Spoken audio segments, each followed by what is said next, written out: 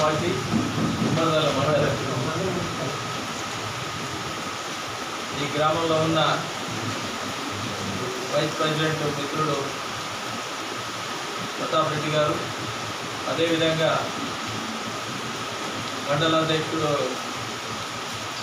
ఐలేష్ గారు, గోవర్ధన్ గారు, రాజిరెడ్డి గారు, యాదగిరి గారు, అంజిరెడ్డి గారు,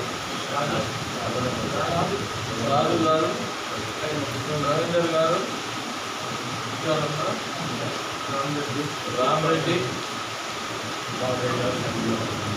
మిగతా మిత్రులందరూ, కుటుంబ సభ్యులందరికీ పేరు పేరున నమస్కారం తెలియజేస్తున్నాం. పత్రికా మిత్రులందరికీ, మీడియా మిత్రులందరికీ పేరు పేరు నమస్కారం తెలియజేస్తున్నాం.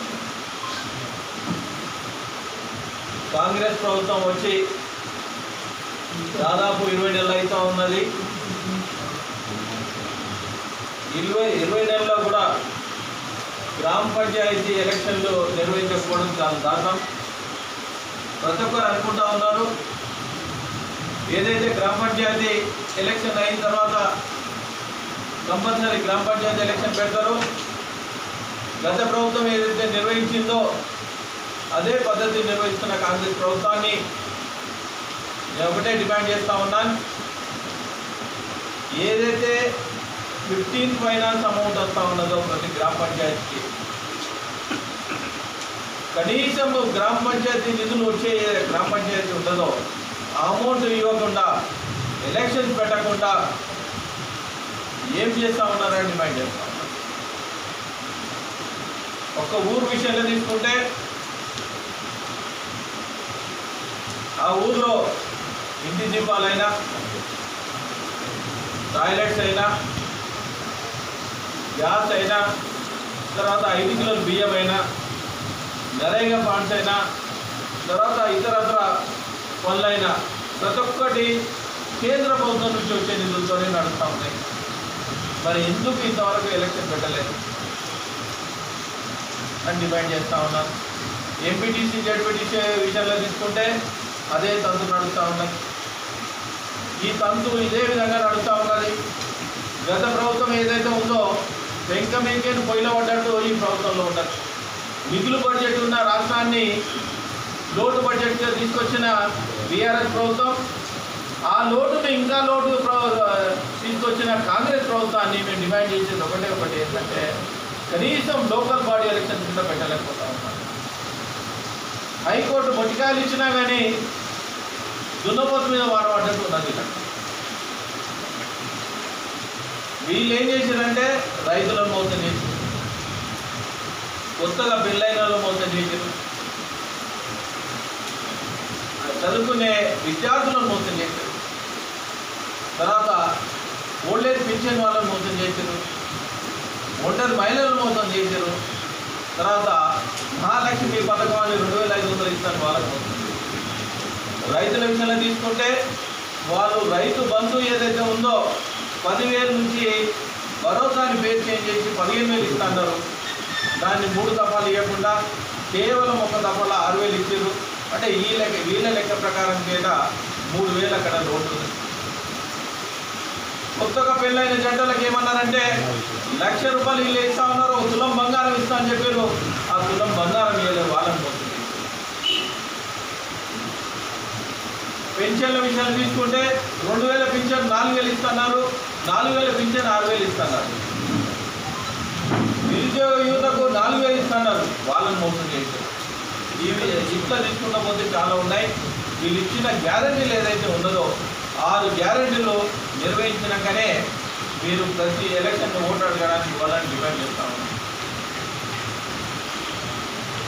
మా మోదీ పాలన తీసుకుంటే గత 11 సంవత్సరాల్లో ఎక్కడ అవినీతి లేకుండా ఉన్న పరిపాలన నడిపిస్తున్న మోదీ పాలనకు 10 సంవత్సరాల తర్వాత 11వ సంవత్సరం మీద పప్పం కట్టి ఇంతవరకు హిస్టరీలో ఎక్కడ అవినీతి లేకుండా నడిపించిన రాజ్యం మన మోదీ గారు. మోదీ గారి విషయంలో తీసుకుంటే మన ప్రధానమంత్రులు ఎంతమంది అయితే ఉన్నారో, నెహ్రూ గారి తర్వాత ఇందిరాగాంధీని అధిగమించి మోదీ గారు ఉన్నారు. మొన్న ఆల్రెడీ అధిగమించేసారు.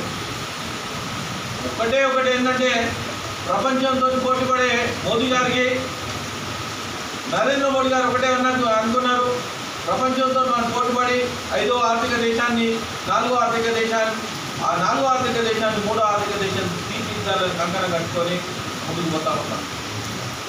మనం పరిపాలించిన తెల్లదొరలని ఆల్రెడీ అధిగమించినాం. ఇప్పుడు 3 దేశాలు మనకు ముందున్నాయి. 3 దేశాల్లో ఒకటి అమెరికా, ఇంకొకటి చైనా, ఇంకోటి జర్మనీ కూడా అధిగమించి మనం ముందుకు పోతే రాబోయే రోజుల్లో 3వ దేశం ఆర్థిక దేశంగా ముందుకు పోవడానికి ఆస్కారం ఉంటుంది. సరే, ఊర్లో విషయంలో వస్తే గతంలో ఏదైతే ఉందో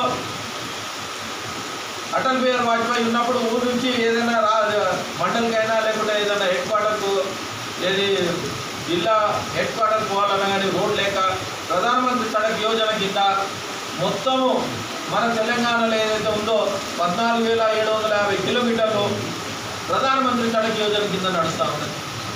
నేషనల్ హైవే విషయంలో తీసుకుంటే 2,200 కిలోమీటర్ల నుండి ఇప్పుడు 5,200 కిలోమీటర్లు, 5,300 కిలోమీటర్లు ఆల్రెడీ 10 సంవత్సరాలు అధిగమించారు. ఈ 11 సంవత్సరాల్లో 12 లక్షల కోట్లు పెట్టి మన తెలంగాణ అభివృద్ధి చేసిన ఘనత భారతీయ జనతా పార్టీ. ఇంకా మిడ్ డే మీల్స్ తీసుకున్న తర్వాత నేషనల్ హెల్త్ మిషన్, ఏది మెడికల్ దాంట్లో తీసుకున్న నేషనల్ హెల్త్ మిషన్ నుండి కూడా డబ్బులు వస్తూ ఉన్నాయి. అదేవిధంగా రాబోయే రోజుల్లో ఏదైతే ఉందో ఇవన్నీ మోడీ గారు ఏదైతే గ్యారంటీ ఇచ్చారో ఆ గ్యారంటీని అది అధిగమించడానికి ముందు పోతూ ఉన్నది. రైతుల విషయంలో తీసుకుంటే మొన్నటికి మొన్న 71 లక్షల కోట్లు 11 సంవత్సరాల్లో 71 లక్షల కోట్లు అది రైతాంగానికి పెట్టిన ఘనత. నిన్నగా మొన్న ఏదైతే కిసాన్ సమ్మాన్ నిధి కింద 20,500 కోట్లు మొన్న రిలీజ్ చేయడం జరిగింది. ఎక్కడైతే కేంద్ర ప్రభుత్వం స్కీమ్స్ ఉన్నాయో డీబీటీ కింద డైరెక్ట్ బెనిఫిట్ ట్రాన్స్ఫర్ కింద ఎక్కడ ₹1 అవినీతి లేకుండా నడుస్తూ ఉన్నది.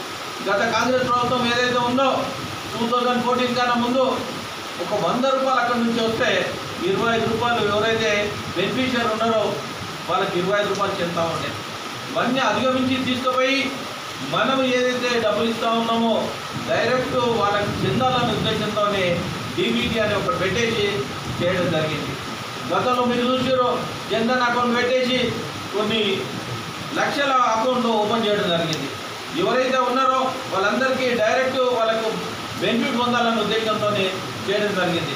ఏఎంసీ విషయంలో తీసుకున్నా, తర్వాత ఐఐటి విషయంలో తీసుకున్నా, తర్వాత ఇంకా ఏ స్కీమ్స్ల విషయంలో తీసుకున్నా అన్నీ భారతీయ జనతా పార్టీ కేంద్ర ప్రభుత్వం నిధులతోనే ముందుకు పోతూ ఉన్నది. ఈ ముందుకు పోయేదానికి పోతూ ఉన్నది. యువత విషయంలో తీసుకుంటే స్కిల్ డెవలప్మెంట్లో మొన్ననే సెంట్రల్ మినిస్టర్ రావడం జరిగింది.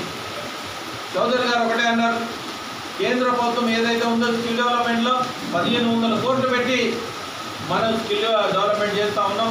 యువతను పైకి తీసుకొస్తే ఆటోమేటిక్ వాళ్ళు స్కిల్ నేర్చుకోవడానికి ఆస్కారం ఉందని. అదేవిధంగా రైల్వే మినిస్టర్ రావడం జరిగింది. రైల్వే కోచ్ వరంగల్లో ఓపెన్ చేయడం జరిగింది. రైల్వే కోచ్ కూడా ఓపెన్ చేయడంతో ఇక్కడనే మనకు ఏవైతే కోచ్లన్నీ ఇక్కడనే మ్యానుఫ్యాక్చర్ చేయడానికి ఆస్కారం ఉంది. అదేవిధంగా రైలు పట్టాల విషయంలో తీసుకున్నా, తర్వాత రైల్వే స్టేషన్ల విషయంలో తీసుకుంటే 40 రైల్వే స్టేషన్లు, 1,200 రైల్వే స్టేషన్లు దేశం మొత్తంలో 40 రైల్వే స్టేషన్లు మాడిఫికేషన్ చేసేయడానికి 3 రైల్వే స్టేషన్లు ఆల్రెడీ ఓపెన్ చేయడం జరిగింది. ఒకటి ఇక్కడ బేగంపేటలో, ఒకటి కరీంనగర్లో, ఒకటి వరంగల్.